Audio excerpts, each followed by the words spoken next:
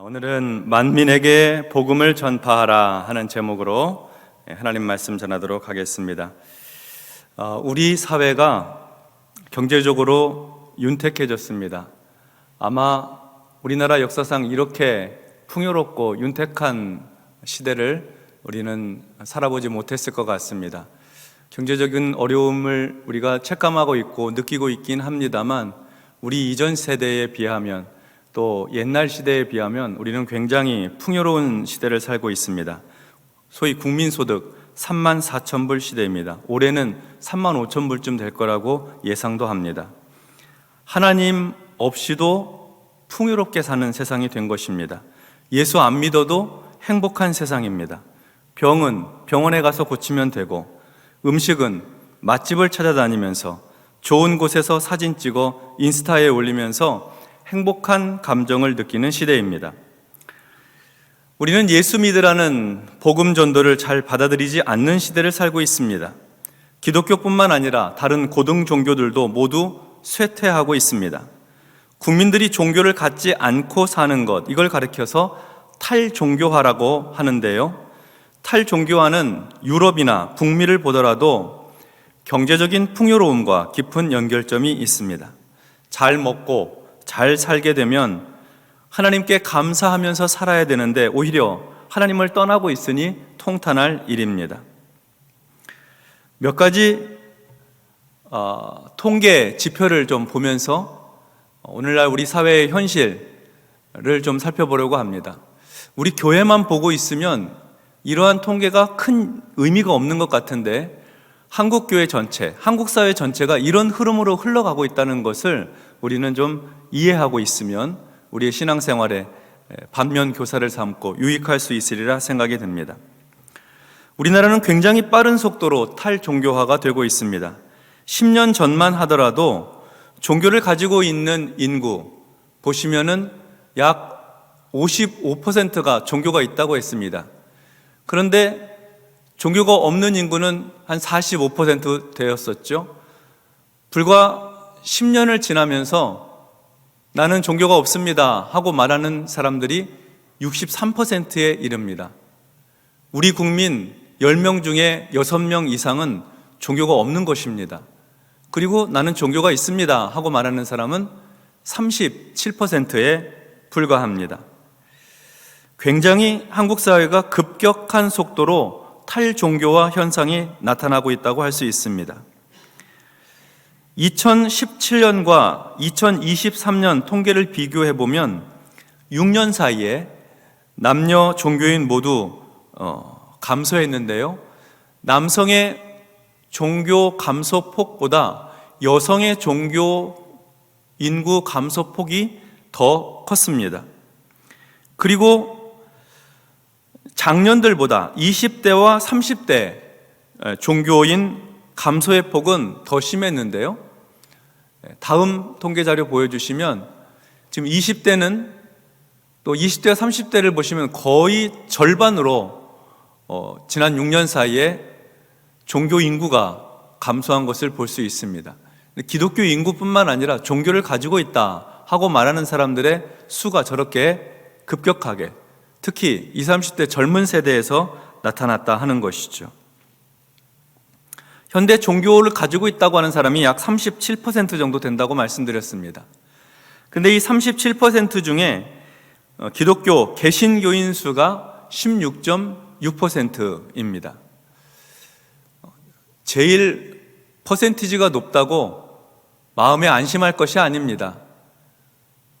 우리 개신교인이 가장 많았을 때가 22.5%까지 그렇게 10년 전에는 늘었었는데 최근에 16.6%까지 떨어진 것이고요. 그 밑에 세모로 되어 있는 게 불교 인구입니다. 12.4%, 가톨릭이 7.8% 그렇게 되어 있습니다. 개신교 인구가 16.6%라고 하는 것은 만 19세 이상 기준으로 볼 때 약 720만 명이 개신교인이다 이렇게 볼 수가 있습니다. 그런데 이 인구는 지난 10년 사이에 260만 명이 줄은 인구입니다. 그러니까 10년 전에는 개신교인이라고 표현한 사람들의 수가 980만이었어요. 근데 10년 사이에 260만이 줄고 이제는 720만 정도 됩니다. 그런데 이 개신교인 720만 명 중에 지난 주일 설교에도 말씀드렸다시피 특정한 교회를 정해놓고 정기적으로 출석하지 않는 교인, 성전 예배에 참여하지 않는 교인의 수가 192만 명입니다. 개신교인 전체 중에 26.6%입니다. 나 예수 믿는 교인입니다. 개신교인입니다. 말하는 4명 중에 1명은 저는 교회는 안 나가요.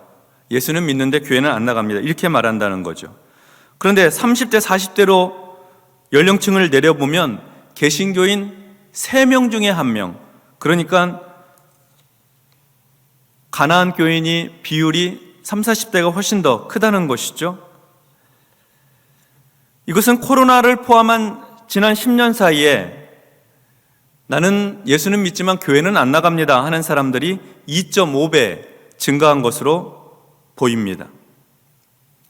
그래서 현재 교회에 등록하고 정기적인 예배를 참석하는 인구를 대략 한 528만 명 정도라고 볼 수 있습니다. 개신교인 수가 지난 10년 사이에 약 26% 정도 감소를 했는데 20대, 30대, 40대에서는 50% 이상 감소했습니다. 젊은 세대의 교인 수가 절반으로 줄었다는 뜻입니다. 그리고 60대 이상의 기준은 일반 국민 60대 이상 비율이 32%인데 교회에 신앙생활하고 있는 60대 이상의 비율은 52%로 교회의 고령화가 전체 국민들의 고령화 속도보다 더 빠르다 하는 것을 알 수 있습니다. 다른 말로 표현하면 연세 드신 어른들이 신앙생활 젊은 세대보다 열심히 하고 있고 교회를 지키고 있고 헌신하고 있다는 의미이기도 합니다. 그런데 젊은 사람들의 수는 줄어가고 있다는 뜻이기도 하고요. 자, 이렇게 한국 사회가 탈종교화되고 교인들의 수가 급감하고 사회적으로는 반기독교적인 정서가 가득하고 예수 믿는 사람들, 교회에 대해서, 목회자에 대해서 정서적으로 반대하고 배척하고 심지어 혐오하는 그런 정서가 있습니다. 거기에다 대고 코로나 3년 비대면 예배, 직격탄을 맞게 되니 교회마다 엄청난 타격을 받아서 목회가 쉽지 않은 겁니다. 그래서 제가 미국에서 돌아왔을 때 한 3년 전쯤이죠. 한국 교회 분위기를 보면서 제가 가장 먼저 느꼈던 것은 한국 교회가 패배주의에 사로잡혀 있다 하는 것이었습니다. 사람들 마음속에, 예수 믿는 성도들 마음속에, 목사님들 마음속에 이런 생각을 갖고 있는 것 같이 들려요. 그들의 언어와 말 속에서 우리는 안 됩니다. 우리는 할 수 없습니다. 한국 개신교는 이제 회복 불가능이에요. 이런 패배주의에 사로잡혀서 신앙생활하는 사람들마다 몸을 이렇게 뒤로 젖히고 발을 한 발 빼고 있어요. 이게 무슨 뜻이냐면 앞으로 전진할 생각이 없다는 거예요. 움츠러들어 있고 소극적이고, 그래서 열정이 다 식어버린 그런 모습으로 있더라는 거죠. 적극적으로 전진하고 도전해 보겠다는 마음이 없는 것입니다. 그러니까 어떻게 교회에 생명력이 넘치겠습니까?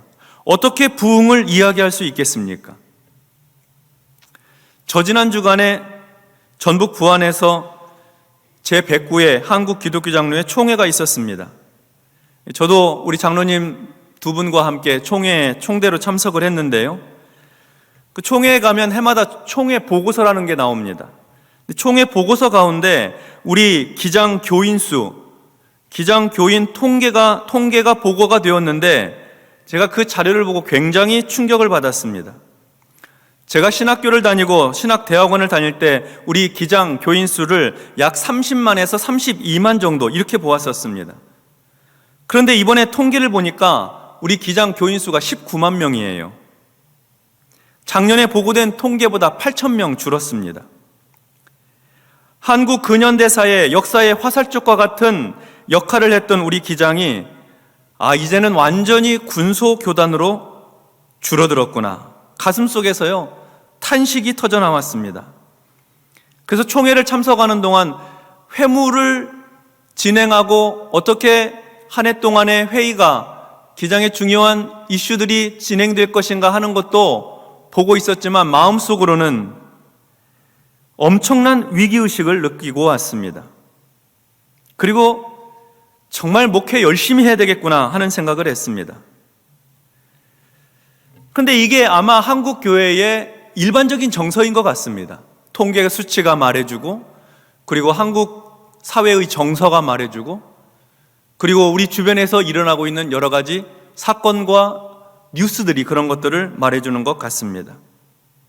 감사하게도 우리 바른교회는 지난 28년 동안 헌신적으로 목회하신 원로 목사님과 우리 성도들의 뜨거운 신앙생활 덕분에 우리 교회는 지속적인 부흥과 성장을 해왔고, 암울했던 그 코로나의 시간도 빠르게 회복하여서 다시 힘있게 전진하고 있습니다. 감사한 일이죠.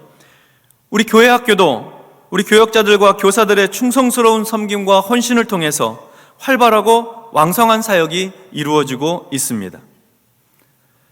지난번에 NCCK 100주년 기념차 그리고 한국기독교장로회 총회를 참석하기 위해서 미국에서 방문한 손님들이 있었죠.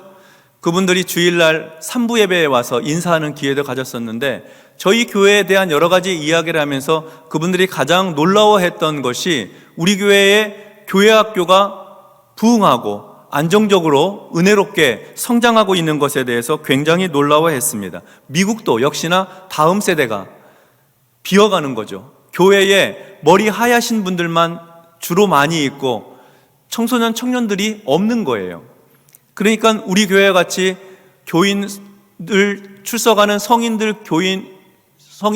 교인 수 대비 거의 한 50% 가까이가 교회학교 어린 자녀들이라고 하는 것이 그분들에게는 신선한 충격이었던 것 같습니다. 우리 교회 다음 세대를 향한 우리 성도님들의 사랑과 관심에 감사드립니다. 모든 것이 하나님의 은혜이고 우리는 계속해서 부흥을 향해 전진해 나갈 것입니다. 우리 교회가 성장해 왔다고 해서 지금 우리 다음 세대가 안정적으로 많은 아이들이 예배에 참여하고 신앙훈련을 받고 있다고 해서 우리는 여기서 만족할 수 없고 자만해서는 안 될 것입니다. 다시 교회의 영적인 성장과 부흥을 위해서 우리는 달려가야 합니다. 전진해야 합니다. 부흥은 저절로 이루어지는 것이 아닙니다. 부흥은 전도하지 않고 이룰 수 없고, 부흥은 기도하지 않고 이룰 수가 없습니다. 한국 교회가 이렇게 계속해서 침체되어 가고 있는 것에 대한 진단들을 많은 교회 성장학자들과 신학자들이 내놓고 있습니다. 그 중에서 하나의 방향성과 그 교회의 회복을 위해서 제시하고 있는 대안이 소위 말하는 교회의 공공성의 회복입니다. 지역사회 안에서, 한국 사회 안에서 교회가 제 역할을 해야 된다는 거예요. 복음에 합당한 역할들, 빛을 비추고 소금의 역할을 하고 어려운 이웃들을 돌보고 그들을 섬기는, 봉사하고 헌신하는 그런 그리스도인다운 삶을 살아가야 된다는 것을 강조하고 있습니다. 세상과 소통해야 된다고 하는 것이죠. 그 말씀도 맞는 말입니다. 옳은 말입니다. 그런데 전도하지 않고 공공성만 추구한다고 하는 것이 교회 성장이나 부흥하고 연결되지는 않습니다. 그 부족했던 면을 강조하다 보니까 전도해야 되고 선교해야 되는 일들이 간과되고 있다는 사실입니다. 두 가지는 같이 가야 되는 것입니다. 세상을 향해서 교회다운 면모를 가지고 성도다운 자세를 가지고 복음에 합당한 삶을 살아가는 우리의 삶의 모습이 하나 필요하고, 입술을 벌려서 전도하고 선교하고 예수 믿으라고 여호와께로 돌아가자고 말하는 복음 전파가 필요한 것입니다. 다시 말씀드리지만 부흥은 전도하지 않고는 이룰 수 없고, 부흥은 기도하지 않고 이룰 수가 없습니다. 우리 예수님은 이 땅에 부흥을 원하셨습니다. 그래서 부활하신 예수님은 제자들에게 신신당부하셨던 것입니다. 오늘 본문 15절 말씀을 보겠습니다. 우리 같이 합독합니다. 또 이르시되 너희는 온 천하에 다니며 만민에게 복음을 전파하라. 아멘. 너희는 온 천하에 다니며 만민에게 복음을 전파하라. 예수님은 제자들에게 복음을 전파하라고 명령하셨습니다. 온 천하에 다니며 만민에게, 모든 사람에게 복음을 전파하라. 복음 전파의 명령은 세상 사람들이 받은 것이 아닙니다. 예수님의 제자들이 받은 거예요. 전도하라는 명령은 예수님께서 무리들에게 주신 명령이 아니라 제자들에게 주신 사명인 것입니다. 만민에게라고 하는 이 말의 헬라어 직역은 온 창조 세계에입니다. 예수님께서 온 창조 세계의 모든 피조물에게 복음을 전파하라고 하신 것입니다. 사람을 포함해서 모든 피조물에게 복음을 전파하라. 이 얼마나 적극적인 명령입니까?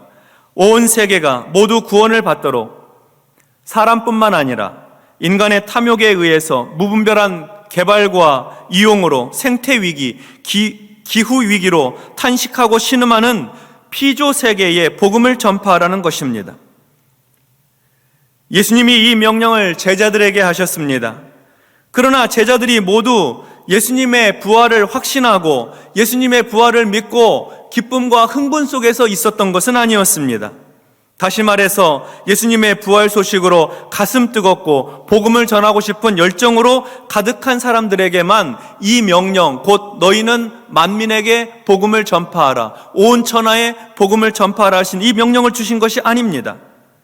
14절에 보면 그 후에 11 제자가 음식을 먹을 때에 예수께서 그들에게 나타나사 그들의 믿음 없는 것과 마음이 완악한 것을 꾸짖으시니, 예수님께서 제자들 가운데 믿음 없는 사람들, 완악한 사람들 꾸짖으셨다는 거예요. 왜냐하면 이는 자기가 살아난 것을 본 자들의 말을 믿지 아니함일러라.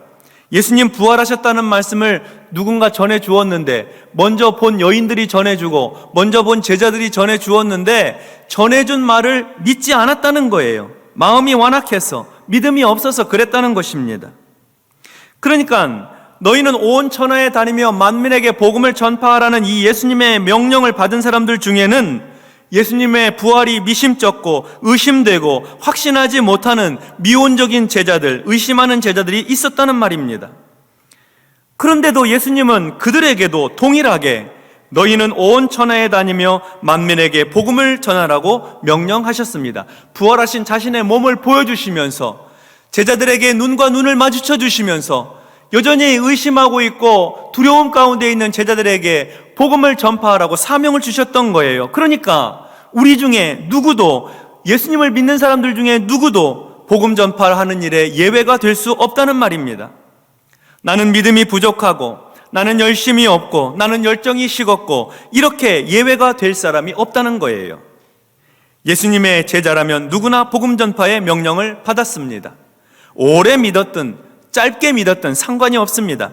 건강하든 병약하든 상관이 없고, 가난하든 부요하든 상관없습니다. 예수님은 그의 제자들에게 명령하셨고 우리 모두는 예수님의 명령을 받은 제자들입니다. 그러므로 우리는 모두 온 천하에 다니며 만민에게 복음을 전파해야 하는 것이죠. 우리 모두 그렇습니다. 한편 복음을 전파한 것에 대한 결과는 우리가 책임지는 것이 아닙니다. 복음을 들은 사람들, 전도를 받은 사람들에게 1차적인 책임이 있습니다. 우리는 전파할 뿐입니다. 우리는 전도할 뿐입니다. 그것이 우리의 책임이에요. 결과는 복음을 듣는 사람들, 전도를 받는 사람들에게 있습니다. 그리고 복음 전파의 결과는 성령님께서 책임지시는 것입니다.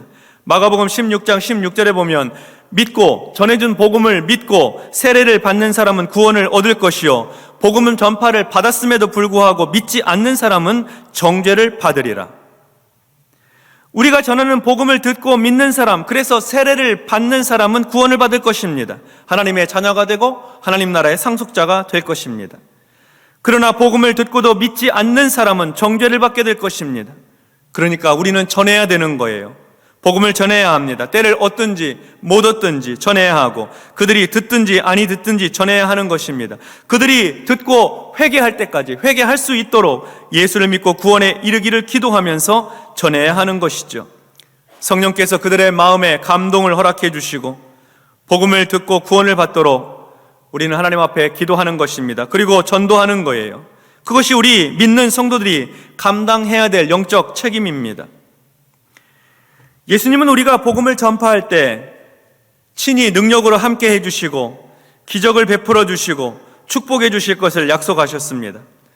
왜냐하면 우리가 지치지 않고 낙심치 않고 포기하지 않도록 우리와 함께 하신다는 것입니다. 오늘 본문의 17절과 18절의 말씀 보겠습니다. 우리 같이 합독합니다. 믿는 자들에게는 이런 표적이 따르리니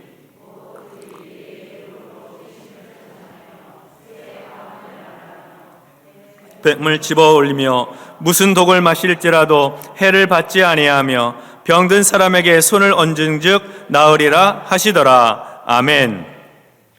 복음을 전파하는 제자들, 복음을 듣고 믿는 사람들에게는 표적이 따를 것입니다. 기적이 따를 거예요. 하나님께서 살아계시고 예수께서 우리의 구원자 되신다고 하는 것을 확신하고 확인할 수 있는 놀라운 역사들이 나타나게 될 것입니다. 예수의 이름으로 귀신을 쫓아내고 새 방언을 말할 것입니다. 뱀을 집어 올리며 무슨 독을 마실지라도 해를 받지 않을 것입니다.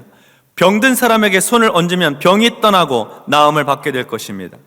하나님의 놀라운 기적의 역사가 복음 전파자를 통해서 예수 믿는 성도들을 통해서 나타나게 될 것입니다. 이렇게 하나님께서 기적과 능력을 보여주시는 것은 온 세상에 복음이 전파되도록 하기 위해서입니다. 누구든지 예수를 믿고 구원을 받도록 하기 위해서입니다. 우리 자신의 만족을 위해서 내 기도 응답 받았다 하는 그 만족을 위해서 기도에 응답해 주시는 게 아닙니다.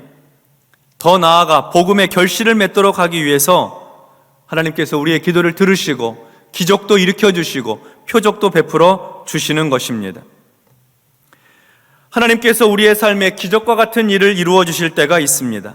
가난이 떠나가고 부요하게 될 때, 병마가 떠나가고 건강하게 될 때, 자녀가 기적과 같이 성공적인 삶을 살게 될 때, 이 모든 것들은 우리에게 전도할 재료가 됩니다.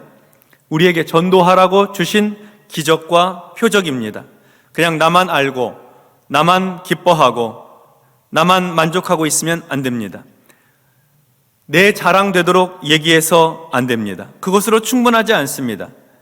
우리에게 베풀어 주시는 모든 기적과 표적의 이야기의 주인공은 예수님이 되게 해야 합니다. 기적의 이야기의 결말은 전도가 되어야 해요. 그러니 당신도 예수 믿고 하나님의 자녀가 되고 기적의 주인공이 되라고 권면해야 하는 것입니다. 실제로 제자들이 나가서 복음을 전파하자 많은 사람들에게 이러한 기적과 표적이 나타났습니다. 19절과 20절을 보겠습니다. 주 예수께서 말씀을 마치신 후에 하늘로 올려지사 하나님 우편에 앉으시니라. 제자들이 나가 두루 전파할세 주께서 함께 역사하사 그 따르는 표적으로 말씀을 확실히 증언하시니라. 아멘. 예수님의 부활과 승천 이후에 제자들은 성령으로 충만하였고 예루살렘과 온 유대와 사마리아와 땅 끝까지 나가서 온 천하에 다니며 복음을 전파하였습니다. 전도 활동마다 많은 기적과 표적이 나타났고 사람들이 회개하고 주께로 돌아왔으며 교회가 생기고 부흥의 역사가 날마다 펼쳐져 나갔습니다. 그렇습니다. 너희는 온 천하에 다니며 만민에게 복음을 전파하라는 주님의 말씀에 순종하여 전도한 제자들, 믿음으로 순종한 제자들을 통해서 이 땅에 하나님의 교회들이 세워지고 교회는 부흥하고 성장하였습니다. 세상을 향해서 빛으로 소금으로 거룩한 역할을 감당하였던 것입니다. 이것이 바로 오늘 우리가 들어야 할 주님의 음성입니다. 패배주의에 사로잡혀 있는 한국 교회가 들어야 하고 잔뜩 움츠러 들어있는 우리 성도들이 들어야 할 말씀입니다. 주님은 전도하는 제자들과 함께 하시고 주님은 전도하는 제자들의 삶에 역사를 일으키시고 기적을 만드셔서 그들이 능력 있게 담대하게 예수님을 전하고 복음을 전파할 수 있도록 하십니다. 오늘도 그렇습니다. 비록 한국교회가 계속 하향 곡선을 그리며 줄어들고 있고 위축되어 있지만 성도 여러분, 우리는 더욱 담대히 용기를 내어 복음을 전해야 하겠습니다. 다시 교회가 이 세상에서 존귀함을 얻을 때까지 우리는 전도하고 그리고 복음에 합당한 생활을 해야 합니다. 이웃을 향해 그리스도의 사랑을 가지고 섬기고 봉사하는 전도자의 삶을 살아야 하며 입술을 벌려 여호와께 돌아가자고 예수 믿으라고 전도해야 하는 것입니다. 그렇게 하기 위해서 우리는 먼저 전도할 사람을 마음에 품어야 합니다. 우리나라 국민 63%가 종교가 없으면 그들은 모두 우리의 전도 대상자입니다. 개신교인 중에 192만 명이 교회를 정하지 않고 신앙생활하고 있다면 가나안 성도들도 우리의 전도 대상자들입니다. 젊은이들이 교회를 떠나고 우리 자녀들이 신앙생활을 멈추고 있다면 그들도 역시 우리의 전도 대상자들입니다. 그 어느 시대보다 우리는 전도의 블루 오션에 살고 있습니다. 전도해야 될 전도 대상자들이 차고 넘칩니다. 우리는 전도 대상자를 정해야 합니다. 전도는 전도할 대상자를 정하고 기도하는 것에서부터 시작이 됩니다. 전도 대상자가 없으면 전도하지 않습니다. 10월 27일 VIP 초청주일 하루나 이틀 전에 나 누구 전도하지? 짧은 시간에 초청해서 전도할 수가 없잖아요. 미리 마음에 품어야 하고 미리 기도를 시작해서 성령의 역사를 구해야 하는 것입니다. 전도는 우리가 할 일이고 전도의 결과는 하나님께서 책임지십니다. 우리는 적극적으로 전도해야 합니다. 부흥은 적극적인 전도를 통해서 임합니다. 우리는 적극적으로 기도해야 합니다. 부흥은 성령 충만함으로 이루어지는 것입니다. 오늘 이 밤에 하나님의 은혜와 성령의 능력을 구하며 뜨겁게 기도하십시다. 하나님께서 우리와 함께 하셔서 이번 가을 전도 대상자를 품고 기도하고 전도할 때 하나님의 역사가 우리 삶 속에 나타나게 될 것입니다. 우리 자신도 마음을 새롭게 하여 여호와께 돌아가고 우리 사랑하는 가족과 이웃과 친척과 직장의 동료들도 하나님께로 돌아올 수 있도록 마음에 품고 기도하고 전도하는 우리 바른교회 모든 성도들이 다 되시기를 주님의 이름으로 축원합니다.